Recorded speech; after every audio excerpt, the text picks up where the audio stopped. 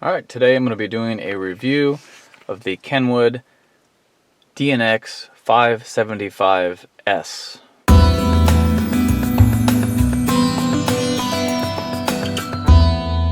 The Kenwood DNX575S is basically a carryover from the 2017 DNX574S.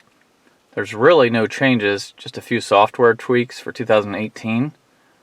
And I'll be doing a step-by-step review of this unit, showing you some of the really great features and some of the things that I've found that are not so great. Alright, to start up, I'll just turn the unit on and let you see how long it takes to boot. I have already installed a customized splash screen when it turns on, and I'll leave a link below to my other video where I show you how you can do that. But we'll just go ahead and show you. This is every time you turn it on, it goes up through the boot up procedure.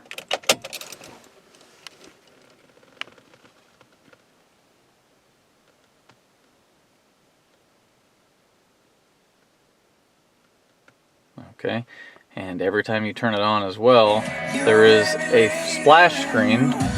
Turn down the music here. There's this splash screen right here, this warning screen, and you can check it so it will automatically disappear after 10 seconds. Or you can just hit the agree button. And we have our navigation screen up. And that's the main reason I bought this unit, was because it comes with Garmin navigation. And at work I use Garmin navigation every day, and it's proven to be very, very good at its routing and overall ease of use. You can quickly enter addresses, so it was important for me to have a navigation unit that also had Garmin. Some of the OEM manufacturers like Honda use Garmin as well, but it's pretty hard to find. A lot of companies use the same mapping company that Garmin uses, which is Here Maps. So the mapping may be the same, but the use of the program will be very similar if you've ever used a Garmin handheld navigation device before. Go ahead and take you to the home screen. And this is your home screen on these units, and it is configurable. You can change things around. You have the option of a compass, a clock with the date and time, or a graphic EQ display that also has the time on it. Obviously this unit does support HD radio, and we'll go ahead and cover the radio real quick while I'm in here. This is one of the things that I'm not really crazy about this unit. So far, there's no really good way to change presets from the steering wheel controls in most vehicles. And what I mean by that is the default for steering wheel controls, if I hit the channel up button, it just is the scan up button. And the same thing if I hit the channel down. If you want to do your presets, you need to reach over here and actually press the preset button, which different cars will work differently with that, but it's just one little thing in my installation here in a Honda CR-V that I've noticed is an issue. Also, the color scheme for the unit. No matter what wallpaper you change it to, no matter what color scheme you pick, in this case I have orange to match the backlight in my vehicle, there's always this bluish, purplish box right here until it receives enough digital data. It will actually display the song artist, or like the cover, the artwork for the song. It will display that if you're on an HD station after it's received it. But up until that point it just shows this, and if you're on a non-HD station, that's what you get. And there's also the little hint of blue on the buttons to show you which preset you're on. No matter what you do to the color scheme, it's always those colors. And to me, I like to be able to have control over that. Seems like that's something that could easily be built into Kenwood's system. I mean, I'd rather just have nothing here, have a black box, than this ugly blue and purple display. And there's no way to change that I know of. If there is, let me know, please. Okay, so you can make this wider. You can actually see what your presets are. That's another thing I don't like about this. When it's in the normal mode, you can't even tell what the presets are. It's goofy to me. I mean, cheap Android radios do a much better job with the radio than the Kenwood does. It does have decent reception. It's not the greatest sensitivity on the FM tuner I've ever seen. AM reception's decent. You do, in my case, I live out pretty rural area, and the factory stereo actually worked a lot better with its sensitivity for distant stations. So something to keep in mind. I'm getting a lot of static on some of the weaker stations. So besides that, the radio, it's pretty self-explanatory. You know, you've got your seek or tune buttons, your channel up and down buttons, which is, if you're on a digital station, you can step through the different channels. You have access to a graphic EQ right here from the radio that you can set just for the radio. It also shows on the bottom the status of the navigation. So if you were navigating and you had this screen up, it would give you a display of that. You can quickly get into your phone here, which is paired over Bluetooth. If you click this button here, it takes you to kind of like a menu screen where you can scroll through different options. I do not have a iDataLink Maestro in my car because it's too old, so I will not be covering any of these enhanced options. But if you do have that functionality, you'll get access to a lot of the connected car features. With my phone, we do have access to Pandora wirelessly, and the Bluetooth audio quality is decent, I'd say, overall with this unit, but it's not great. Once again, I've heard better Bluetooth audio quality in some cheaper units. The phone call quality is excellent, though. I will give it that. People could hear me really good. I just mounted the included microphone just in this little hole here instead of running it all the way up to the pillar. Everyone can hear me great. I can hear them great. Very high quality. Once again, the streaming quality could be a little bit better. You can put an SD card or a USB drive into the USB port, and I've got the USB port right here on my car. It's got a host of inputs. The only thing I have connected is a backup camera. With the backup camera, you are able to put on guidelines if the camera doesn't include it. You can do a front-facing camera. You can do a DVR camera with this unit. It's definitely full-featured. You can play DVDs, you can play CDs. If you do the bypass, which I believe on the Kenwoods you can just ground the parking brake wire.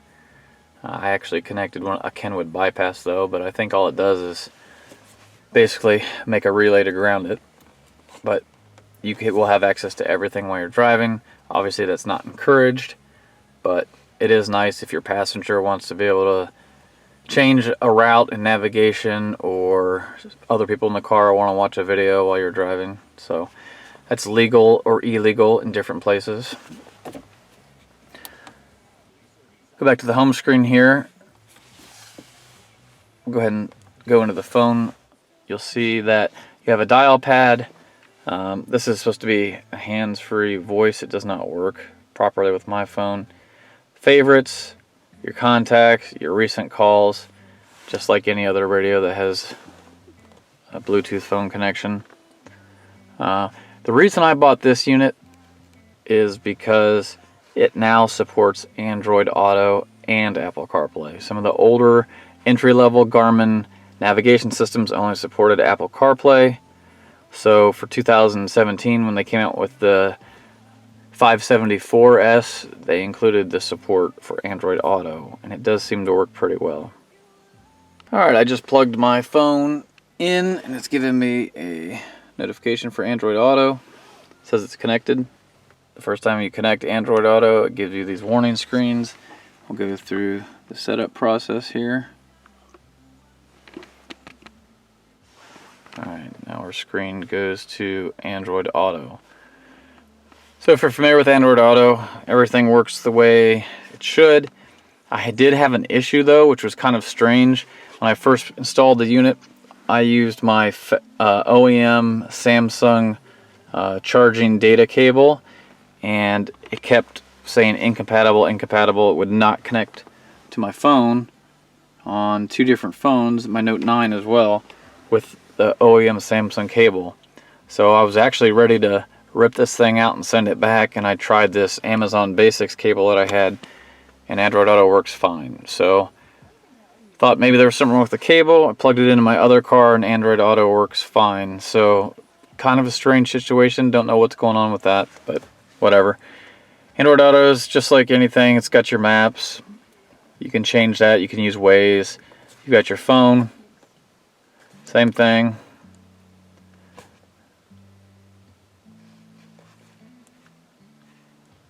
So for your phone, you can dial numbers, call history, etc., etc. Play music. Get your Pandora going while you're navigating. It's Android Auto. And interestingly enough, obviously it will keep playing in the background. So if you just want to use your Android Auto for your music, you can go into your navigation and it will play your music in the background. It'll give you a little screen there. You can click back into it. It'll take you back into Android Auto. Click your navigation button. There you go. Put on a split screen. You can actually see it there. So you can like step through the stuff that's playing in Android Auto and pause it and whatnot. And keep an eye on your navigation. Pretty handy stuff. It works pretty good. You can also go to this video screen if you had video input. Overall, it works very well with Android Auto. Likewise, when we connect an iPhone to the unit, it also goes through a setup process to work with CarPlay. Alright, so same thing. Once we plug in your iPhone, CarPlay loads up. You got your phone features, your map. It's just like any other unit that has CarPlay. You can open Pandora, Google Maps, since we have that installed. WhatsApp Messenger, if you have that. It does work very good. Put for music.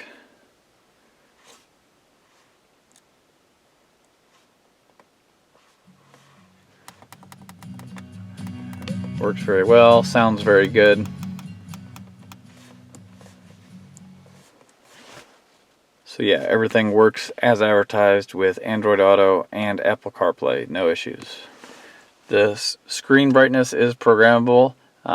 This is a 800 by 480 resistive touch screen, so a little behind in the technology on the screen, but it does look very good. It looks like high quality. It's easy to press the buttons on screen. When you turn on your headlights, it does dim well, and you can adjust that. As far as the buttons on the display go, you have your, if you long press this top button, it's your power button, also your home button. These are your volume buttons. This is your navigation button right here. This button is your menu button, quick menu, and if you press and hold it, it will actually, it's like a mute. It attenuates the sound, it just lowers it a lot. You can still hear it, but it's quiet. This button right here is, if you press and hold it, is the voice button. So if you're connected to Apple CarPlay, it'll bring up Siri, it'll bring up your Google Assistant if you press and hold that. So that's pretty nifty for hands-free use. Let's go into the menu real quick here. So here's your actual setup menu. You have your audio video settings, so you can decide whether your AV out's turned on or not, set your driving position. That's really all there is in there. If you had your iData like Maestro connected, you'd have more options here that are grayed out. We'll go to the display. You can decide whether or not to show a clock on the screen, your dimmer, whether you want it connected to navigation, which would be automatically with daylight, or with the time it changes your dimming on your screen. I just have it to sync, which means it uses the headlight dimmer. Key color, like I said, you can change these buttons over here to any color you want, or you can have it scan through multiple colors. Wallpaper customize, you have these options here. You can upload your own backgrounds. Like I said though, when you select all these, I just have black. It still puts that ugly little picture in the radio, which I don't care for. viewing angle. This actually works pretty neat. If your car is mounted at a different angle, you can actually change the viewing angle, and it will change how the brightness of the display looks, which it actually works pretty good to kind of enhance your display if you need it. And that's all there is in the display category. If we go into user interface, whether you want the beep when you press certain buttons, language select mode, what language you want to use, touch panel adjust your clock, whether you want it to be manual or whether you want it to sync with the navigation, which is what I have it. Your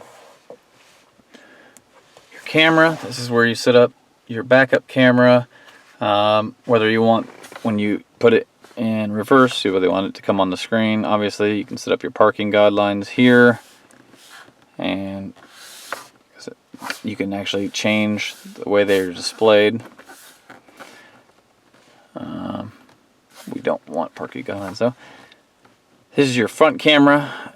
You can choose from the Kenwood proprietary camera or just a regular old camera. Choose whichever one you want. Let's go ahead and turn it on to other. You can change, or do you want a mirror image for the front camera or not? Well, you cannot communicate, so it's not going to let me even show you the settings without having the Kenwood camera plugged in. Dashboard camera, yeah, so it won't let me show you those settings, but there are multiple settings for the front camera as well. Go into the special settings. You can put it in a demo mode, which is more for like if it's at a store. You can save your audio setup, so if you have it the way you like it, that way if you lose your main battery connection, you can actually recall it or clear it. Your software information, where you can find out if you're running the latest version of the software, in case you want to do a firmware update. Initialize just resets the unit to factory settings, and our licenses don't really care about that. Bluetooth menu, this is where you pair your device with your phone. Just pretty standard fare really. And your navigation settings, which is what speakers you want the navigation voice to play through. You can do a volume adjustment to make it louder or quieter compared to the source you're listening to, and you can like actually permanently mute the navigation voice. So that's it for your setup. Like I said, if you press and hold this option key though, it gives you these options right here. And one thing that they kind of took away, which is kind of strange, there used to be a key to eject a DVD or CD, and now you have to actually, when you're from the main screen here, you press the option button and hit the eject button, which is interesting choice. I guess it works though. You can also adjust your screen. And what that is your backlight, and it's I have mine up all the way right now. Turn the display off, just a clock. It's nice for nighttime driving. Turn on your camera, which mine is not on all the time, but if you had yours wired to where it's on all the time, you could manually turn it on there. Get your setup, and then your audio settings, of course. We could do a whole video just on the audio settings of this unit, but everything you can imagine is customizable. You can set a crossover for the speakers, and it's pretty neat if you just let the car set it up itself, which is what I did. It has pretty decent settings right out of the box. You've got your equalizer, and it's kind of funny, it's got all your presets. Obviously I set mine to the way I like it, but I've never seen a factory preset in an equalizer on any stereo that actually sounded good to me. So that's kind of interesting. They never sound good. I don't know if it's the same for you or not, but you can set your position. So where you normally sit in the car, you can adjust that. I don't really mess with that. I just like all the speakers to play the same amount. Obviously your balance and your fade. Volume offset. Each source can have a volume offset. So if you notice that a lot of times DVDs are a lot quieter than the radio, and then you eject your DVD and the radio comes on, you get that loud blaring volume. Well, you can change the offset in this menu here for every single source, which is pretty cool. Okay, zone control and whether or not you want multiple zones in your car, so people in the back to hear a certain thing versus people in the front. My little car, don't even need to get into all that. And then the sound effect. Obviously this is where your loudness, realizer, stage EQ, supreme. I don't really know what a lot of these things do. Obviously I know what the bass boost does, but you can practically customize everything with the sound. Obviously it's Kenwood Pioneer, we know, have great sound, so you don't have to worry about that. So overall, that pretty much covers the details of the radio. It does have Sirius XM capability, but you do have to buy the add-on 300 series Sirius XM tuner. I don't use Sirius, so not going to cover that. It has the built-in, like I said, Pandora and Spotify functions. You can use this Kenwood WebLink app on your phone, and it will let you stream YouTube videos to the display, and it will let you use Waze directly. Now that Waze is built into Android Auto, there's really no reason to use it on the WebLink. I found that the WebLink is not a very good setup. It's very buggy, very laggy. When I tried to watch YouTube videos, the audio would get out of sync with the video, and it looked horrible. So it's Kenwood's proprietary program. They tried to, it was like an in-between before they had Android Auto support, and it was a carryover.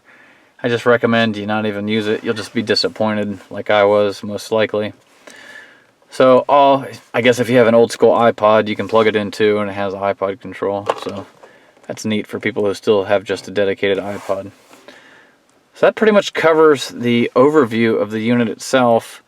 I'm just going to do one other test, which is the navigation test. Some of the older units, the Garmin navigation was not that great. It was Garmin, but it was kind of laggy and seemed to route stuff different. It's like they purposely made it not as good as their little standalone Garmin units. So I'm going to bring a standalone Garmin unit, and we're going to do a little test between the two and see if they do things the same way or not. One other thing I'll cover real quick. Obviously the unit plays CDs through the CD player. I don't have one with me to show you, but it plays CDs. Big deal. It does play DVDs as well. It's kind of cumbersome to play a DVD on this unit without the optional wireless remote, and the reason that is because they don't have on-screen controls. It's kind of goofy. There's buttons that are put on the screen, and to step through a DVD menu, you can't just click on the play button. You have to like step down through it and then hit the enter button. So just one little thing I wanted to mention about the DVD player. I've definitely seen more intuitive DVD players. It does work, but if you're going to be watching a lot of movies in your car, I would highly recommend you buy the optional wireless Kenwood remote, and it'll make your DVD watching a much better experience. Alright, I've got it's a few years old, Garmin standalone navigation versus the head unit navigation here. Got them both up and running, so this will be a pretty fair comparison. Before I forget to mention it, this one does have traffic capabilities, the head unit, and how that works is you have to download the NRIX traffic app on your phone that's meant for Kenwood, and it uses your phone's Bluetooth connection to transmit traffic data to the head unit, so just something to keep in mind. I probably won't be using that feature, but some people have mixed reviews on that, so you might want to look into that a little bit. Alright, so we want to plan a route, so let's go to Walmart. So both of these are the same thing, where to. This one here, if you click address and then search all, it basically does the same thing as just hitting the enter search button here.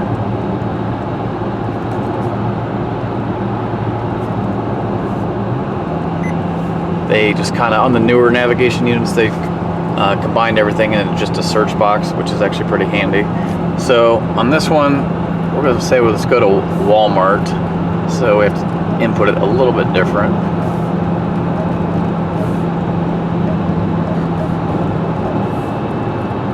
As a point of interest. And here it's found Walmart. This one, same thing.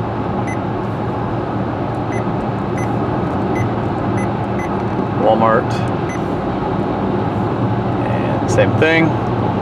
So we'll click button on both. Go. Go. Drive 8 miles on due south Route 22 northeast.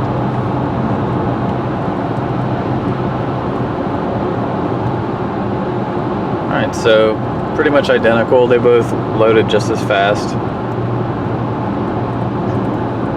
That's kind of a straight shot, not a very exciting route, so let's do something a little bit different. Just stop the route on this one. Just hit the stop button. This one, to stop it, you have to hit the back button and then stop. Alright, we do a little bit more complicated route. Point of interest.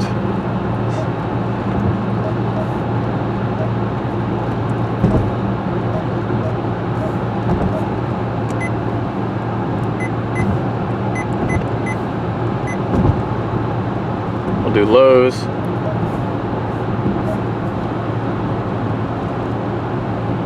thing on this one. On US 22.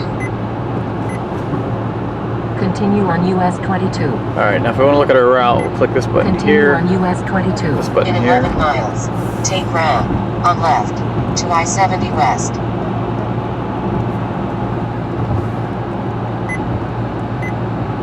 So it's saying to do the exact same thing.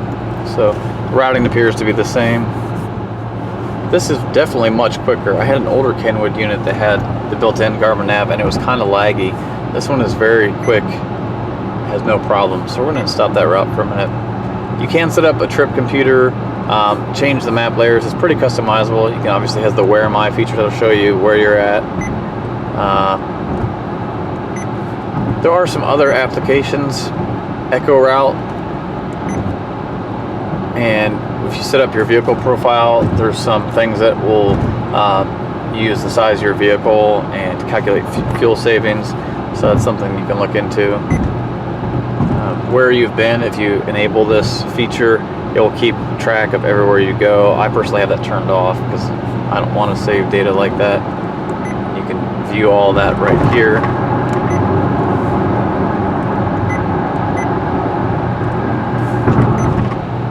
You can plan trips. So if you want to plan something ahead of time, say you're going to another state or something on vacation, you can plan your trip ahead of time and it'll be waiting for you. You can put in all your detours and stops. So Garmin navigation definitely works well. And that's pretty much the whole reason I bought this unit. Like I said, when you're in navigation, it can have your source will be displayed down here. You can do the split screen view with your source here, and if you have video, like maybe a front video camera, you could have it pulled up right here. That way you can keep an eye on what's going on if it's maybe in a blind spot or something like that while you're navigating. Alright, so hopefully this quick little overview and review was informative. There's not a whole lot of information out there about this model, and like I said, the 575 just got released, but anything that applies to the 574, it's the same unit with just the newer software, so keep that in mind.